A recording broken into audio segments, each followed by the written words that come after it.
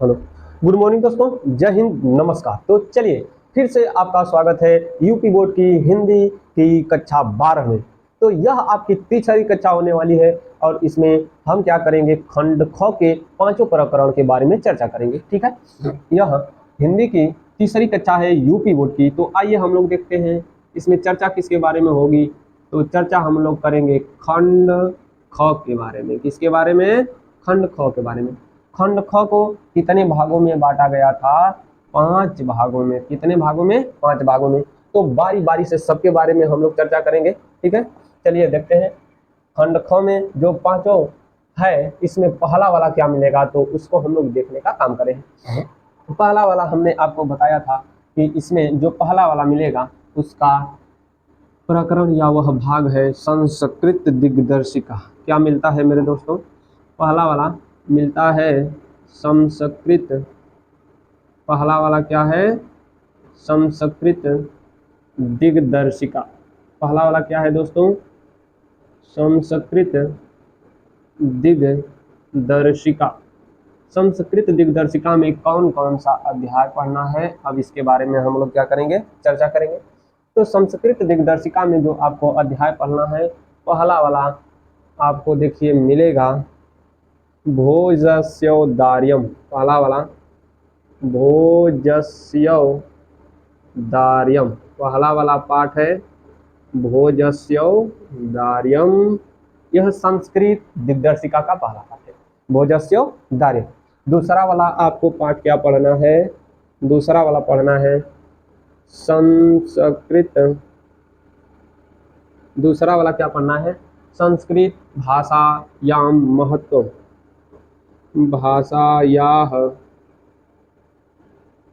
महत्वम। संस्कृत भाषायाः महत्वम। यह संस्कृत दिग्दर्शिका का दूसरा पाठ। संस्कृत दिग्दर्शिका का क्या है? दूसरा पाठ। संस्कृत दिग्दर्शिका का तीसरा पाठ क्या है? संस्कृत दिग्दर्शिका का तीसरा पाठ है आत्मज्ञ। आत्मज्ञ एवं सर्वज्ञ। एवं सर्वज्ञ। आत्मज्ञ एवं सर्वज्ञ या सर्वज्ञ है। ठीक है, अब अगला वाला पाठ क्या मिलेगा? आत्मज्ञ एवं सर्वज्ञ या एवं सर्वज्ञ, दोनों सही है। अगला वाला मिलेगा ऋतु वर्णनम। अध्याय नंबर जो 4 है वह आपका क्या है? अगला वाला ऋतु वर्णनम। अगला वाला अध्याय क्या है दोस्तों? ऋतु वर्णन। चलिए अगला वाला अध्याय देखते हैं। जो आपको 5वां मिलेगा वह अध्याय है जातक कथा। इस अध्याय का नाम क्या है? जातक कथा। इस अध्याय का नाम क्या है दोस्तों? जातक कथा। छठा अध्याय क्या है? तो छठा अध्याय आपको मिल जाएगा जातक कथा के बाद बहुत अच्छा सुभाषी रत्नान। ठीक है, यह भी मिल सकता है, आगे पीछे हो सकता है। कहीं पर नृपति दिलीप मिल जाता है, कहीं पर सुभाषी रत्नानी मिल जाता है। तो देख लेते हैं अगला वाला पाठ नृपति दिलीपः। दिलीपः या कहीं कहीं पर नृपति दिलीप ही केवल मिलता है। ठीक है, अगला वाला इसके बाद हम लोग देखेंगे 7वां पाठ। कौन सा पाठ? 7वां वाला पाठ हम लोग लिख लेते हैं सुभाषी रत्नानी। सुभाषी रत्नानी। सुभाषी रत्नानी। 7 पाठ हुआ। 8वां पाठ हो गया। देखिए जातक कथा नृपति दिलीप। ठीक है, अब इसके बाद सुभाषित रत्नानी या सुभाषी रत्नानी तो भी रहेगा, लिखिए सुभाषित रत्नानी। ठीक है, अगला वाला देखिए, अगला वाला आपको पाठ क्या मिलेगा? तो अगला वाला पाठ मिलता है महर्षि दयानंद। अगला वाला पाठ क्या है मेरे दोस्तों? अगला वाला मेरे भाइयों महर्षि दयानंद। महर्षि दयानंद। ठीक है, चलिए 8 पाठ हुआ। अगला पाठ देखिए 9वां पाठ। कौन सा पाठ? 9 महर्षि दयानंद पंचशील सिद्धांत। अगला वाला पाठ पंचशील सिद्धांत। कौन सा पाठ रहेगा? पंचशील सिद्धांत। ठीक है, चलिए देखिए अब इसको हटाना पड़ेगा। पंचशील सिद्धांत। ठीक है, इस पाठ का नाम क्या रहेगा दोस्तों? पंचशील सिद्धांत। पंचशील सिद्धांत। और 10वां पाठ दूत वाक्यम। 10वां वाला पाठ क्या रहेगा? दूत वाक्यम रहेगा। ठीक है, जिस तरह से सामान्य हिंदी में और किस हिंदी में, साहित्य हिंदी में बंटवारा किया गया, ठीक उसी प्रकार से इसमें भी क्या करिए, बंटवारा। जो दूत वाक्यम है, कौन सा पाठ? दूत वाक्यम। यह सामान्य को नहीं पढ़ना है। महर्षि दयानंद, यह सामान्य वालों को नहीं पढ़ना है। हो गया। निरिपति दिलीप, सामान्य वालों को नहीं पढ़ना है। ऋतु वर्णनम, सामान्य वालों को नहीं पढ़ना है। और जितना पाठ बच गया यह सभी लोगों को क्या करना है, पढ़ना है। सामान्य हिंदी, साहित्य हिंदी को जो हमने काला टिक लगाया है, यह सामान्य हिंदी वालों को नहीं पढ़ना है, साहित्यिक हिंदी को केवल पढ़ना है। चलिए, यह तो रहा आपका संस्कृत दिग्दर्शिका का क्या, संस्कृत दिग्दर्शिका का पहला भाग। संस्कृत दिग्दर्शिका का पहला भाग पूरा हमने आपके सामने रख दिया। दूसरा भाग कोई है नहीं, तो अब हम लोग क्या करेंगे, हम लोग खंड ख का, किसका?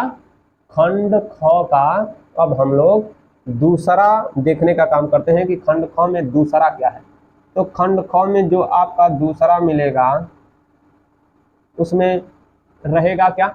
ये तो भाग नंबर 1 है। अब खंड ख का भाग नंबर 2 में क्या पढ़ना है? खंड ख के भाग नंबर 2 में क्या पढ़ना है? तो खंड ख के भाग नंबर 2 में पढ़ना है निबंध लेखन। भाग नंबर 2 में क्या पढ़ना है दोस्तों?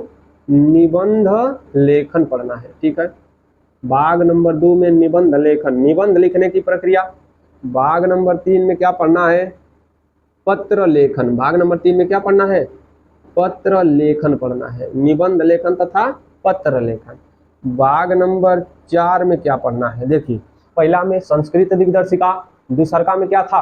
तो दूसरका में निबंध लेखन, तीसरका में आपको क्या मिला? पत्र लेखन, तथा चौथा में आपको पढ़ना है संस्कृत व्याकरण।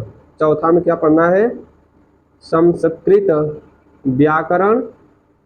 या तो केवल व्याकरण भी लिखेंगे तो कोई दिक्कत नहीं है। संस्कृत व्याकरण चौथा वाला। अब इस संस्कृत व्याकरण में कौन कौन सा टॉपिक पढ़ना है, अब इसको देखने का काम करिएगा। ठीक है, संस्कृत व्याकरण में आपको पहला टॉपिक क्या पढ़ना है? संस्कृत व्याकरण में आपको पढ़ना है पहला टॉपिक संधि। ठीक है, फिर इसके बाद आपको दूसरा टॉपिक पढ़ना है समास, दूसरा वाला समास। फिर इसके बाद आपको इधर लिखते हैं, अब इधर। ठीक है, अब यहाँ से यह काम खत्म हो गया है। अब यहाँ से हम लोग 1 2, अब यहाँ पर देखिए तीसरा वाला उपसर्ग पढ़ना है। संधि, समास, उपसर्ग। चौथा टॉपिक आपको पढ़ना है प्रत्यय। चौथा वाला प्रत्यय पढ़ना है। संधि, समास, उपसर्ग, प्रत्यय। पांचवा वाला पढ़ना है आपको धातु रूप। कौन सा रूप? धातु रूप। छठा वाला आपको पढ़ना है शब्द रूप। छठवां वाला कौन सा रूप मेरे दोस्तों? शब्द रूप। ठीक है, सातवां वाला टॉपिक आपको क्या पढ़ना है? देखिए, सातवां वाला टॉपिक आपको बहुत अच्छा है, विभक्ति। छठवां वाला शब्द रूप, सातवां वाला विभक्ति पढ़ना है। सातवां वाला क्या है मेरे भाइयों? विभक्ति। सातवां वाला बताइए क्या पढ़ना है दोस्तों? विभक्ति पढ़ना है। फिर इसके बाद आठवां वाला क्या पढ़ना है?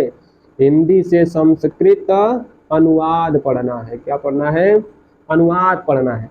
फिर इसके बाद 9वां पढ़ना है लोकोक्ति एवं मुहावरे। 9वां वाला लोकोक्ति एवं मुहावरे। 9वां वाला लोकोक्ति एवं मुहावरे पढ़ना है। ठीक है, लोकोक्ति एवं मुहावरे। 10वां वाला क्या पढ़ना है? हाँ, 10वां वाला बताइए। शब्द समूह, या आप कह सकते हैं वाक्यांश के लिए एक शब्द। पहले इसको देखिए, 10वां वाला क्या पढ़ना है? वाक्यांश के लिए एक शब्द। वाक्यांश के लिए एक शब्द। वाक्यांश के लिए एक शब्द। ठीक है, अब 11 इधर देखते हैं, इधर। ठीक है, अब इधर आपको देखिए, इधर इसी के नीचे 11 क्या देखना है? तो 11 वाला टॉपिक आपको मिल जाएगा अनेकार्थी शब्द। कौन सा शब्द? अनेकार्थी शब्द। अनेकार्थी शब्द हो गया। वाक्यांश के लिए एक शब्द। फिर इसके बाद हमने क्या देखा? अनेकार्थी शब्द। फिर वाक्यांश के लिए शब्दों में सूक्ष्म अंतर। 11 के बाद 12 वाला टॉपिक लिखिएगा। 12 वाला टॉपिक है शब्दों में सूक्ष्म अंतर देखना है। क्या देखना है? शब्दों में सूक्ष्म अंतर। शब्दों में क्या देखना है दोस्तों? सूक्ष्म अंतर देखना है। अब देखिए, ठीक उसी तरह साहित्य की तरफ और किसकी तरफ? सामान्य की तरफ बांटिए। ये जो आपका संधि, समास, उपसर्ग, प्रत्यय, ये सब है, इस सबको हम लोग क्या कर रहे हैं? अभी बांट रहे हैं। देखिए यहाँ पर जो आपको देख रहा है अनुवाद, अनुवाद दिखा, चलिए अनुवाद दिखा, शब्द रूप दिखा, धातु रूप दिखा, विभक्ति दिखा। यह सामान्य को नहीं पढ़ना है, किसको पढ़ना है? साहित्य को पढ़ना है। आगे देखिए, हो गया इतना तो पहला बात यानी आपको नहीं पढ़ना है। उपसर्ग देखिए, प्रत्यय देखिए, यह भी सामान्य वालों को नहीं पढ़ना है। किसको पढ़ना है बताइए?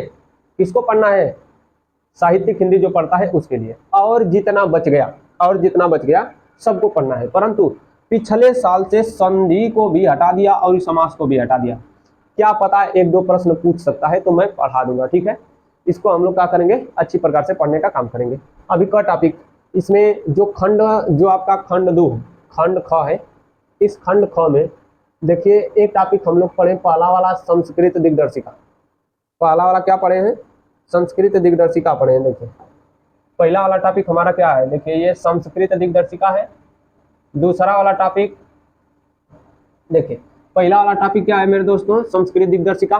दूसरा वाला निबंध लेखन, दूसरा वाला निबंध लेखन, तीसरा वाला पत्र लेखन, चौथा वाला संस्कृत व्याकरण। 4 टॉपिक देखें संस्कृत व्याकरण। संस्कृत व्याकरण में आपके सामने यहाँ पर रख दूं। अब जो आपका 5वां टॉपिक है यहाँ पर लिख रहा हूँ। कौन सा टॉपिक? 5वां टॉपिक। जो आपका 5वां टॉपिक है, ठीक है, आइए देखिए, ये जो आपका 5वां टॉपिक है, यह 5वां टॉपिक क्या है? 5वां टॉपिक है काव्य सौंदर्य के तत्व। काव्य सौंदर्य के तत्व। 5वां टॉपिक क्या है दोस्त? काव्य सौंदर्य के तत्व। ये जो काव्य सौंदर्य के तत्व हैं, इसमें क ठो पढ़ना रहता है, 3 ठो। पहला वाला रस, दूसरा वाला छंद, तीसरा वाला अलंकार। तीसरा वाला क्या पढ़ते हैं? अलंकार पढ़ते हैं। यही तो है आपका 50 नंबर का खंड ख, ठीक है। तो इसका आप लोग बना लीजिए क्या? स्क्रीनशॉट। अब हम लोग मिलेंगे अगले दिन। तो अब कहीं से भी शुरू कर सकते हैं, या तो गद्य, या तो पद्य, या तो कहानी, या तो कुछ भी। तो हमको जाने के दीजिए आज्ञा। मिलेंगे अगले दिन। जय हिंद दोस्तों, नमस्कार।